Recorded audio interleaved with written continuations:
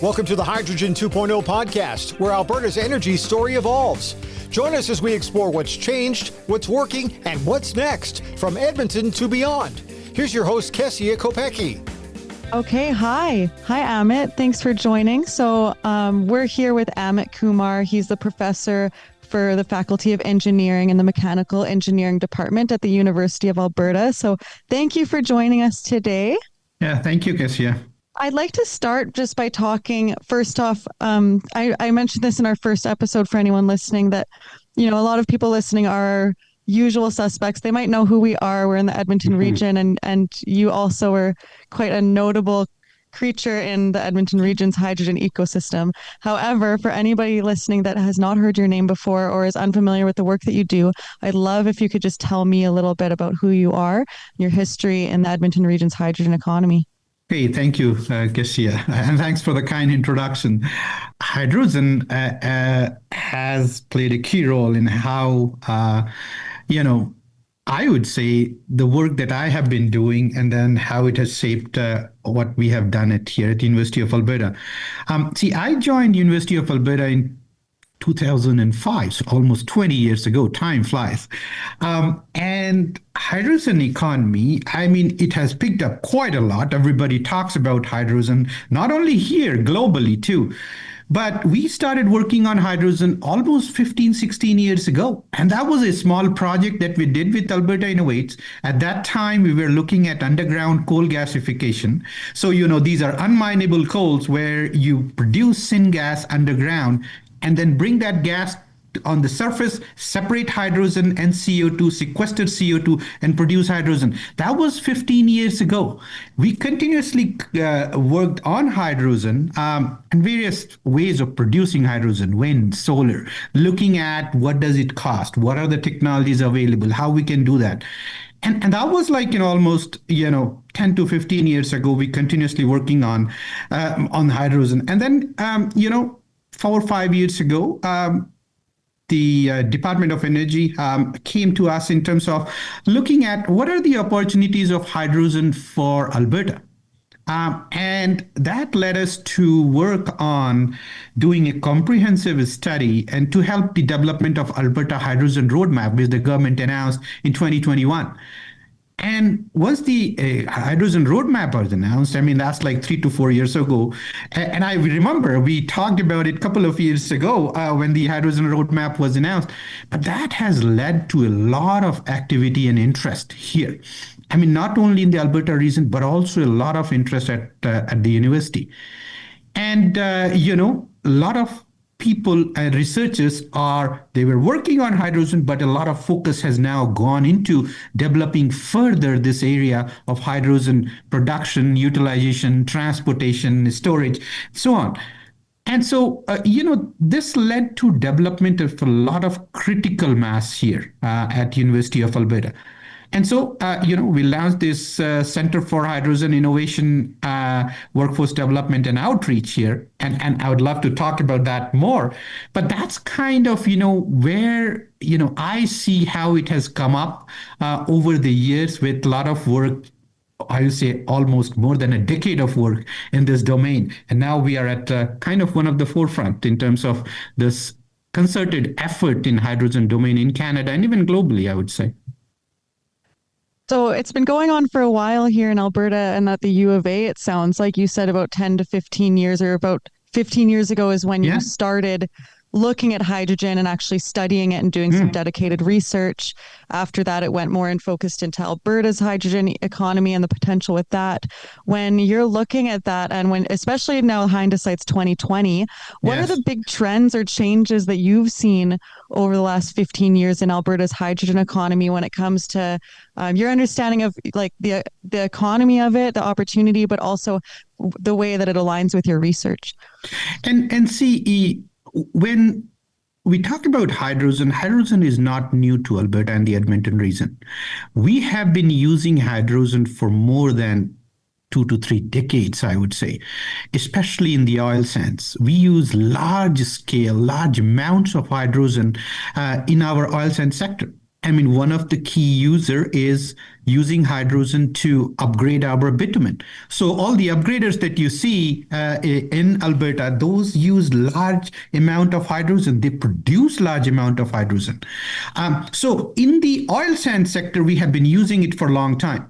In the fertilizer sector also a lot. I mean, this is again several decades. So fertilizer needs hydrogen. And now what has happened is that the thought process has shifted to using hydrogen in other sector. So the simplest way of understanding this is that wherever you use natural gas to produce heat and power, you can use hydrogen. So, for example, residential sector, we use natural gas for heating in our furnaces. So now Potentially, you you can could use use hydrogen hydrogen. for it. Yeah, exactly. Yeah. You look at commercial sector, same thing. You can use hydrogen for it. We look at industrial sector, and industrial sector, these are hard to abate sector. For example, cement sector. We use a lot of energy, a lot of natural gas to produce heat. You can use hydrogen there. You look at iron and steel. Same issue. Again, you can use hydrogen to produce heat. You look at other industries, wherever you use natural gas, you can use hydrogen as an energy source. And that's kind of one of the key drivers. So now the focus is in looking at all the other demand sectors for utilization of hydrogen. The other key aspect I would also say is that, there has been a lot of focus on development of renewable energy. So we have been using, solar and wind to generate electricity. But the challenge with that is they are intermittent. What does that mean? Is that you don't get sun 24 hours a day. You get it 6 hours in Edmonton, probably peak winter, 6 hours a day, probably in summer longer. But again, it's intermittent. Same with wind. Wind doesn't blow all the time. What hydrogen provides is a way to store that energy. So when wind is like, it's blowing, and when you don't have solar, you have wind, potentially you can store these energy in form of hydrogen. So you use that electricity to produce hydrogen, and then through electrolysis. But the key is, again, storage of these renewable energy is another key piece. So the thought process has shifted. Not only like we still use large amount of hydrogen in the refining, fertilizer sector, in chemical sector, but the most of these focus has now shifted to how can we decarbonize these the other sector, and decarbonize. What I mean by that is, all the natural gas that we use for producing heat and power, whenever natural gas is combusted, it produces carbon dioxide. And the focus of the global focus is on reaching net zero emission, so reduce carbon dioxide emission. And hydrogen provides a way to do that, because when you burn hydrogen, you produce water. That's it, no carbon. So, that those kind of the factors had led to more interest in hydrogen and diversifying, not only the use in the refining and the traditional sector, but all the other sectors. So it sounds like you're all, laying out a little bit of the opportunity here, right? Like there's a lot of ways that hydrogen can be used. There's a lot of ways that it makes sense in Alberta, and there's a lot of learnings that have taken place that have gotten you here. Is this kind of where the seed has been planted for the Center for Hydrogen Innovation? And can you tell me a little bit about this new center as well? Yeah, great. So, the center now, you can't solve the challenge for the hydrogen value chain or hydrogen economy by just focusing on one aspect. What I mean by that is, if you look at the hydrogen value chain, you have hydrogen production, hydrogen transportation, hydrogen storage, and then hydrogen utilization. And this is what our center does. It focuses on the whole hydrogen value chain.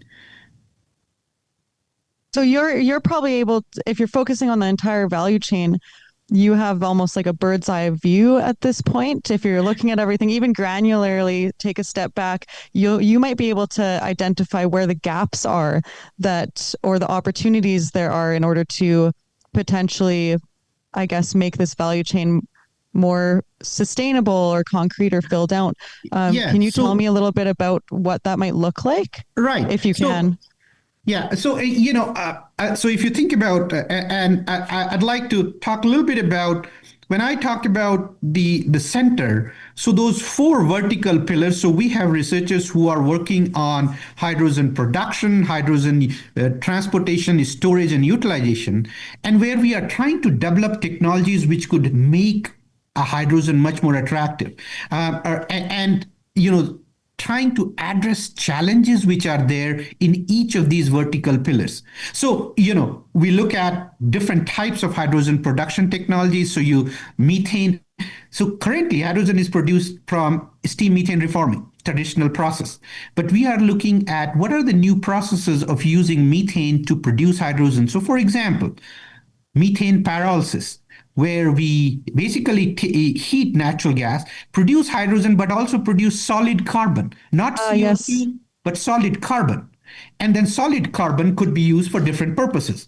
We also have, a lot of researchers working on how do we produce hydrogen from renewable sources. So for example, using solar energy to produce hydrogen by splitting water. We have researchers who are working on using municipal solid waste and biomass to produce hydrogen. So again, a whole spectrum of new and advanced technology to produce hydrogen. You look at transportation and storage. That's one of the biggest challenge in terms of hydrogen. See, the current existing natural gas pipelines, you can blend up to 15 to 20% of hydrogen by volume. But you can't go beyond that. The challenge is in terms of issues of transportation. There is embrittlement in the pipe. So what we are trying to do, sorry, are you still there? I'm just curious about, sorry, you piqued my interest. Okay, go ahead. With the blending, why only 15 to 20%? And when you mentioned that there's challenges around that, I'm just really curious if you can just tell me a little bit more about. Yeah, so what happens is that, hydrogen, when you increase the volume, the percentage of hydrogen in the pipeline with the natural gas pipeline, there is embrittlement, there is cracking in the pipeline. And that is one of the key challenges that, in using the existing infrastructure. Some could be refurbished, but the challenge is in terms of developing these large scale hydrogen pathway. So you could have hydrogen pipeline. You could have materials where we just build a pipeline which is specifically for hydrogen, but those are expensive. And then the other way that you could address those challenges is in terms of converting it to forms which could be transported. So for example, liquid organic hydrogen carrier, you add chemicals to hydrogen, you produce a carrier fluid which is similar to crude oil, so you can then transport it by crude oil pipelines.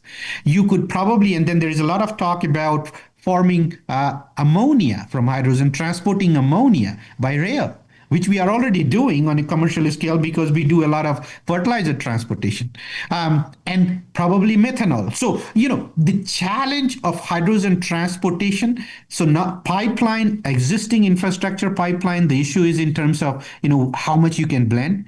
But then the solution for this is in terms of either you do 100% hydrogen pipeline or you form some chemical carriers which can then take hydrogen from one place to another, and then you separate hydrogen from that in terms of LOHC or ammonia and then use it.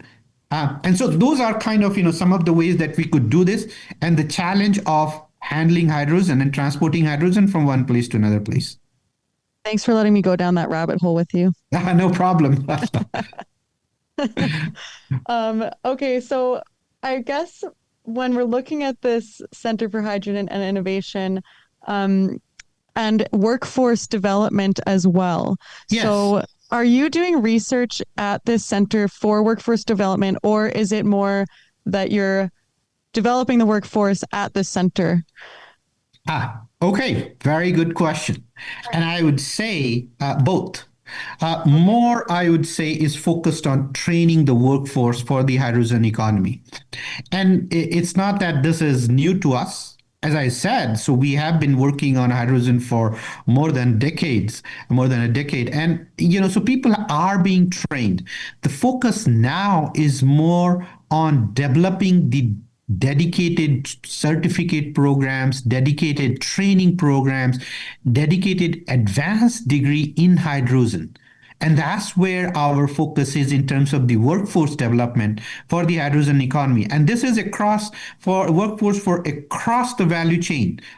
Would that be across Alberta's value chain, or is a lot of this workforce knowledge that you have and work that you're doing, would it be almost blueprint across Canada or the world? Or is there a level that might be applicable to the rest of the world or the rest of the workforce in the energy economy? And this is for the global workforce. Yeah. I mean, this is not only for Alberta. The training that we provide and these courses are applicable anywhere. A hydrogen molecule is a hydrogen molecule, whether you use it in Alberta or in Europe or in Asia, is the same. The hydrogen production system is the same. So the training that we're gonna provide to them and these people, they would be basically equipped with doing their work anywhere. We train people in different areas, and they are working globally, in different companies globally, in industries everywhere. But looking at the University of Alberta's leadership in energy and especially engineering, is the University of Alberta positioned to be a leader in workforce development and research for hydrogen? Where do you see it standing globally amongst other research institutions? I would say, if you look at University of Alberta, we are one of the top producer and outputs. We produce one of the top producer in energy domain globally, not only in Alberta, not only in Canada, but globally. Our output in energy research and energy training has been, over the decades, one of the top outputs, output producers we are.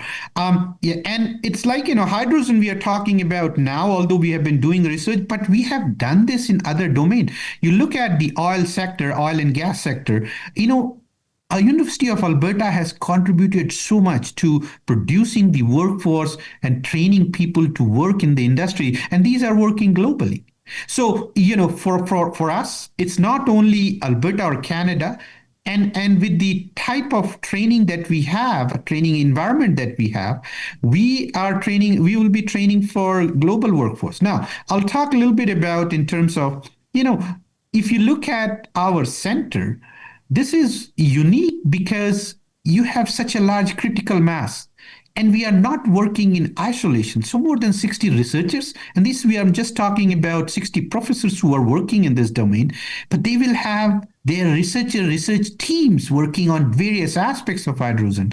So, you might find, people globally are working on different aspects of hydrogen, but a concerted effort in terms of the whole hydrogen value chain and on such a large scale, you won't find anywhere. This is one of its kind here.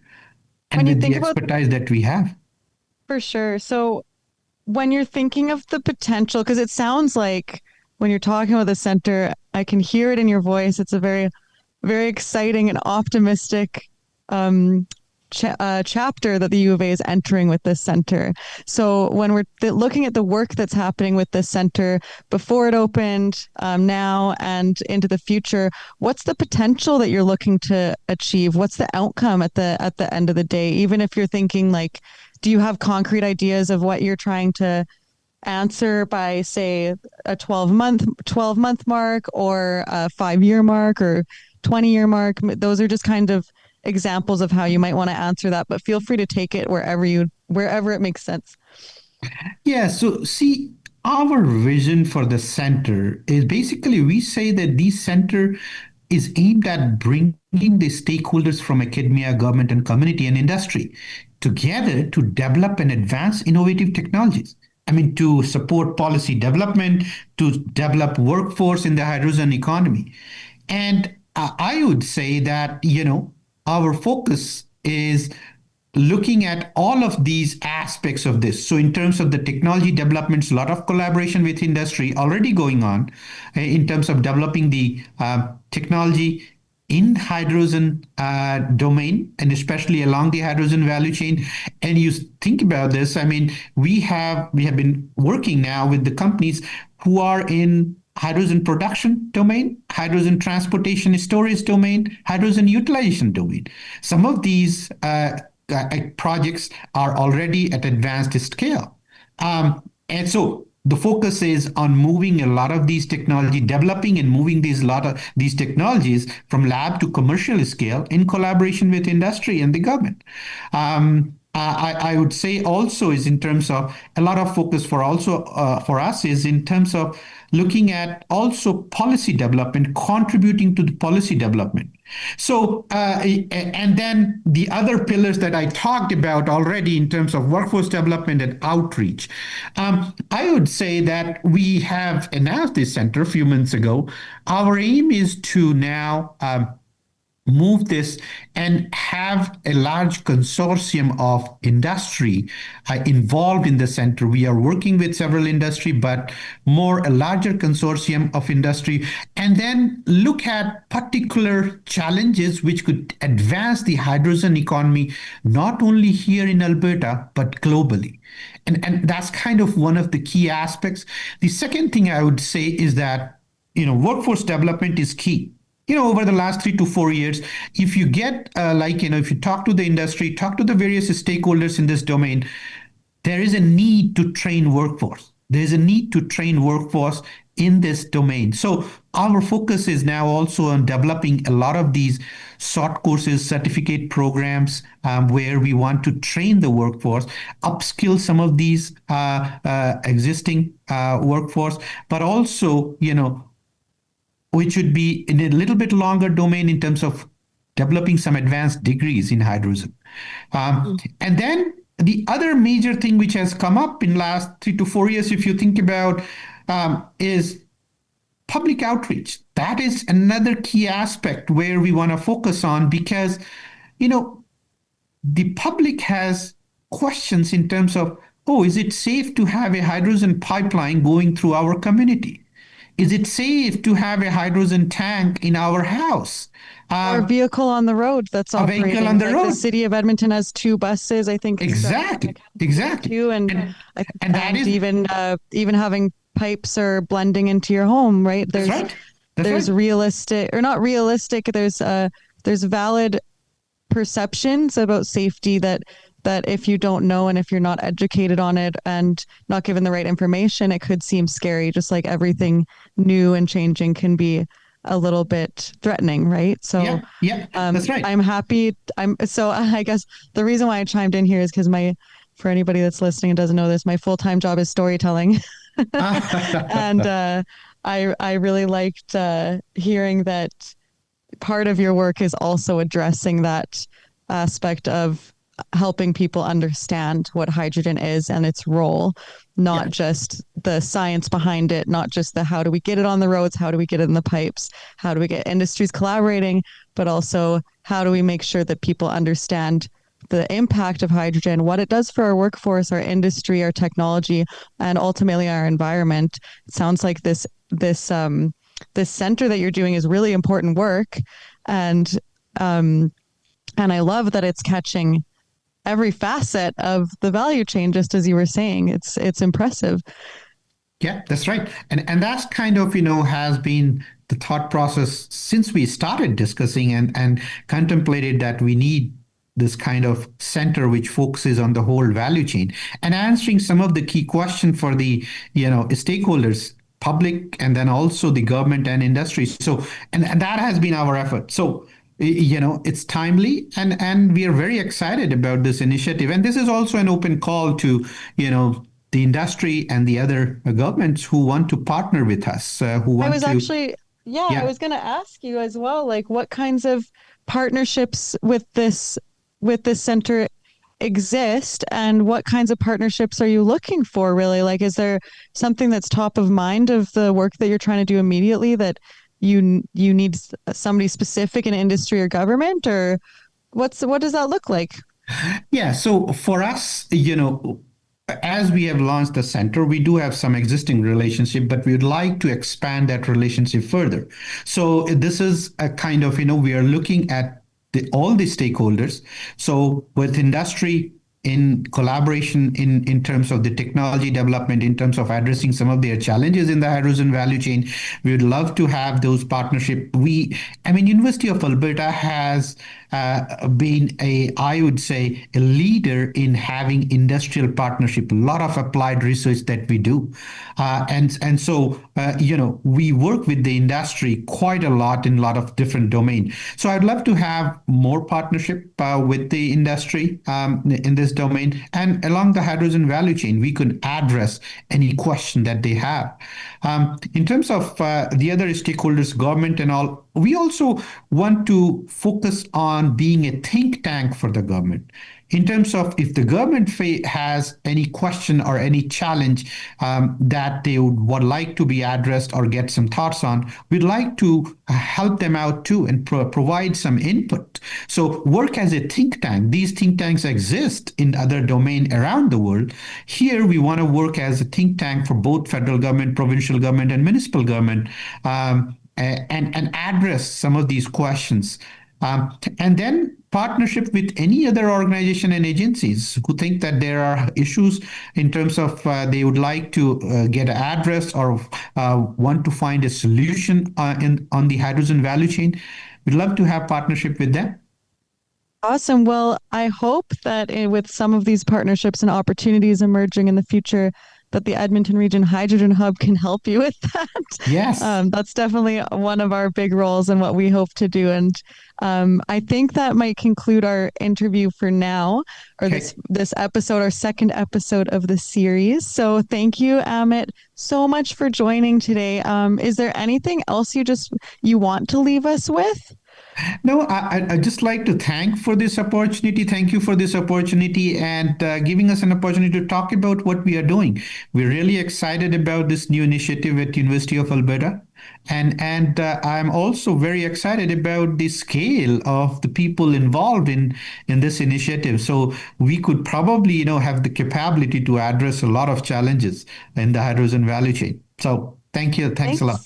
Thanks, Amit. We're really excited about the work that you're doing too, and I hope that I'll get to come see a tour sometime soon. Yes, as well. Yes. Thanks a lot. Bye. That's it for today's episode of Hydrogen 2.0.